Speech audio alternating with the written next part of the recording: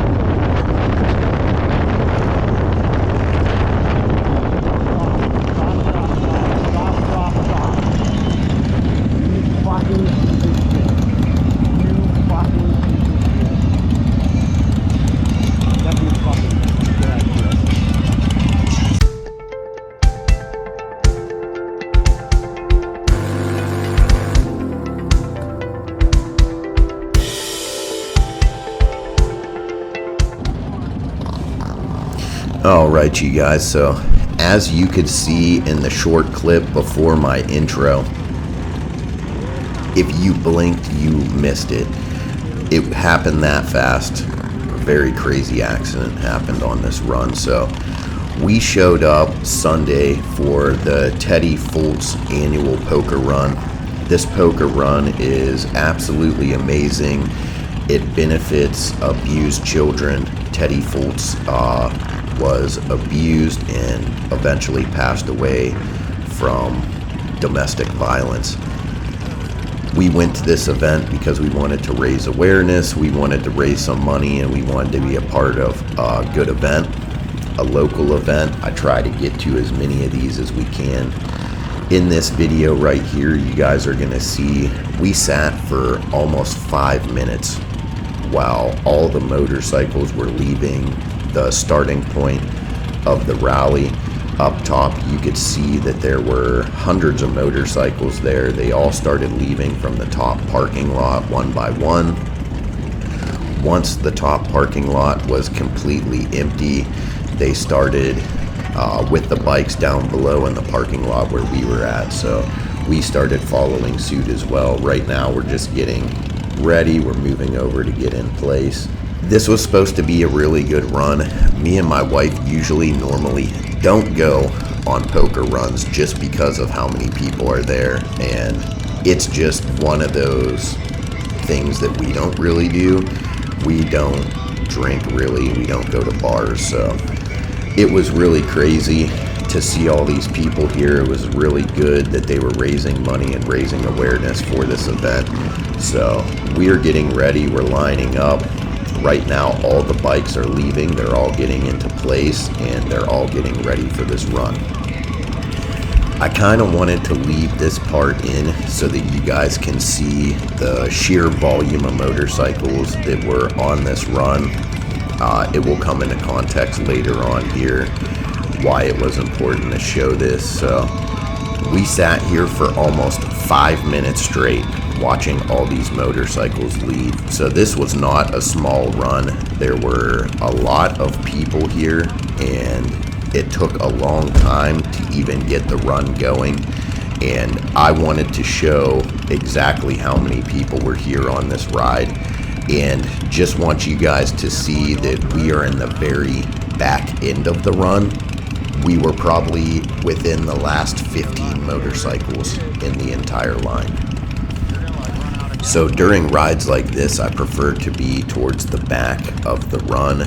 That way, if anything crazy does happen, or anyone goes down, or a bike breaks down, I'm there and I can help out.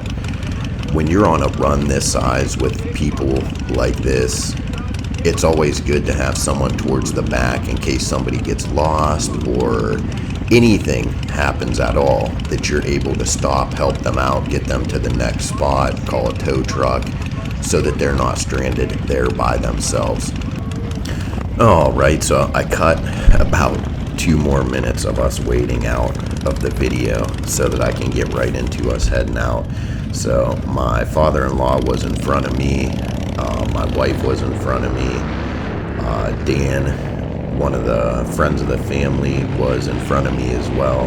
So, large group of people. I felt extremely comfortable on this ride. One of the motorcycles behind me was one of my buddies, Noah. So knowing that I had someone behind me that I knew and knew was a capable rider was great. So at this point, we just started having fun. We were enjoying the ride, keeping up with everybody, riding through the town, getting ready to enjoy a great day. I think it's very important that you guys see as the ride progresses that we did have cops and vehicles blocking every single one of the side roads during this trip. They had cops directing traffic. They were getting us through the intersections. This is a very large run, so it was really good to see all of that in place and to see that they took the precautions to make sure that all the side roads were stopped. As you guys can see here, once we were getting into town, cars were pulling over. Everybody was pulling over, allowing us to go through. We had people pulled off to the side. Kids were out waving. It was a great event. So it was absolutely amazing to get to ride with my buddy Noah, to get to ride with my wife and the family out here. This was a great benefit. The money goes to something really good. So we wanted to get out and be a part of a community event and raise awareness and raise money for a good cause. So I think it's absolutely important that you guys see how the cops were shutting everything down. Everything was very tight. Everything was organized properly. It was a great time. We were having a blast. And I just wanted to let you guys know that when you are riding in a pack like this, you have to understand that anything can happen at any time. You have to be aware. You have to keep your head on a swivel. You have to pay attention to anything that is coming up. So right here, we didn't know that they shut down one of the lanes and they were filtering us over into the opposing lane because they had the entire intersection shut down up here so that we could get through a very busy intersection. Communication is key. That's why me and my wife wear the helmets. We have Bluetooth on our helmets so that we can communicate properly the entire time. She lets me know what she sees ahead of her, and I let her know what's going on where I'm at. I highly recommend that if you ride motorcycles and you're going to ride in large groups, that you get yourself some type of Bluetooth communication so you can always be in contact, that you can always be prepared for what's going on up ahead. I also highly recommend wearing a helmet. Helmets can save your life. I understand a lot of people don't want to wear them. They want to be free. I wear a helmet. I was involved in a pretty crazy accident, and ever since then, I won't even leave my house without a helmet on. So to me, it's just about raising awareness about how fast something can happen and how quick you can go down. I also talk a lot about riding within your skill set.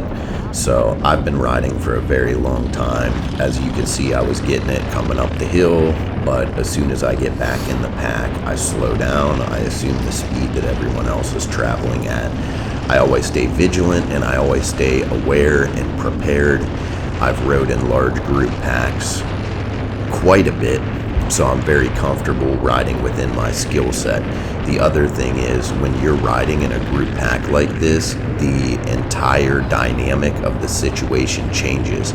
You're not just responsible for your actions, you have to be responsible and able to react to the people in front and behind you. So keeping your eyes on your rear mirror, paying attention to cars, looking at their wheels to see if they're turned, paying attention to the people in front of you. It's not just like riding a motorcycle normally where you're paying attention to the surrounding vehicles around you.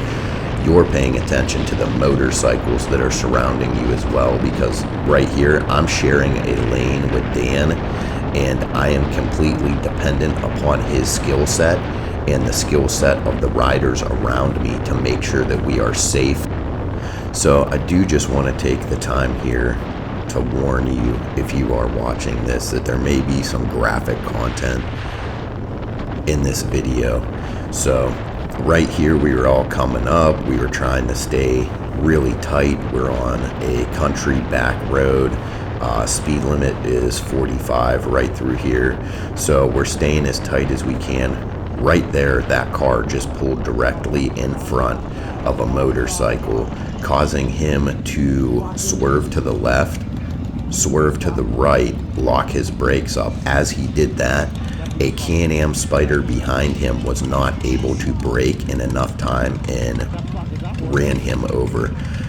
It was absolutely probably one of the worst things I have ever seen in my entire life. Hey Siri, call 911. Oh my fucking god.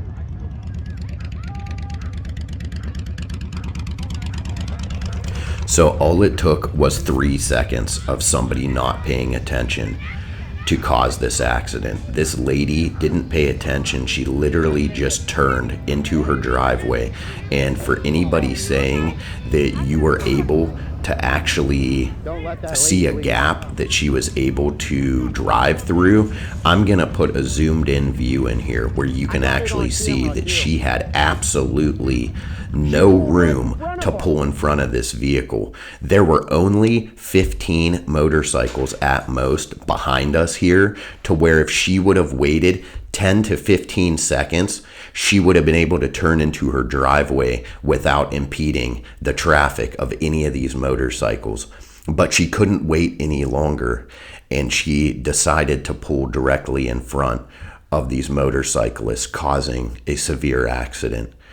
You guys need to be prepared. You need to understand that when you're in a car, when you're distracted, one split second of you being distracted is a matter of life and death to somebody else.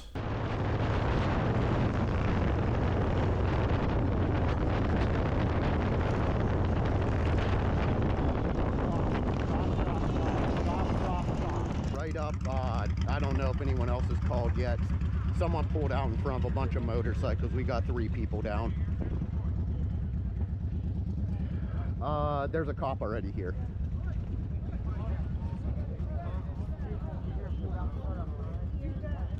As soon as you make a left on 616, like you're coming up the hill from Struthers, right past like Villa Maria Road.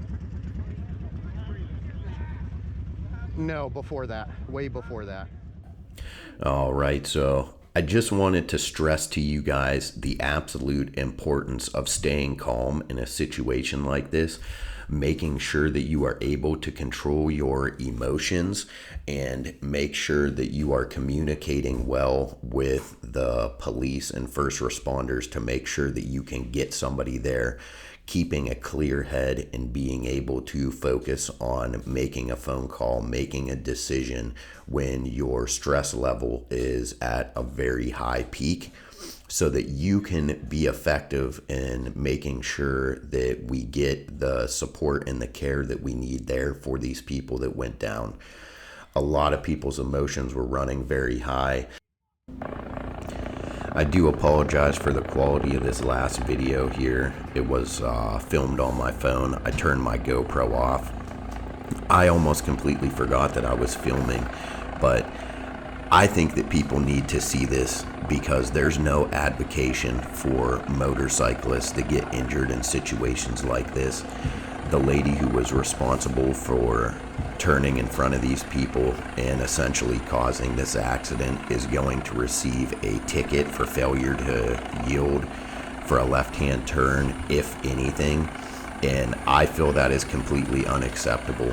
In a situation like this, we need to have some kind of justice for motorcyclists. We need to have some kind of awareness. People need to understand that their actions can impact the entire rest of somebody else's life.